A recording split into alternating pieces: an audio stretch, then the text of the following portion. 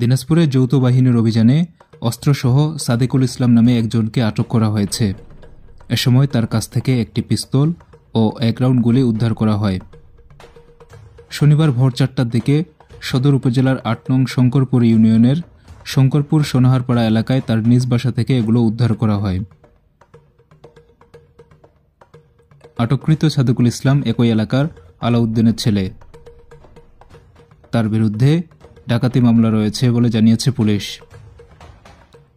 এ বিষয়ে দিনাজপুর কোতোয়ালি থানার ভারপ্রাপ্ত কর্মকর্তা মতিউর রহমান বলেন, রাত্রি 12টার দিকে গোপন সংবাদের ভিত্তিতে সেনাবাহিনীর টিম সহ সেনাবাহিনীর মেজর তানভির ছিলেন, আমাদের থানা পুলিশের এসআই মোমিন ছিলেন, তার নেতৃত্বে শঙ্করপুর এলাকায় অভিযান চালিয়ে ডাকাত সাদেকুলের বাড়ি থেকে একটা দেশীয় পিস্তল 1 রাউন্ড গুলি সহ তাকে আমরা গ্রেপ্তার করি। তার নামে ডাকাতি মামলাও আছে। সে এসব ডাকাতি কাজে ব্যবহার করতো। মূলত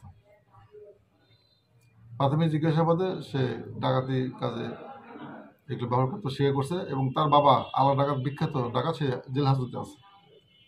এই সাদেকুলের নামে পূর্বে ডাকাতির মামলা আছে, 2008 সালে একটা মামলা আছে।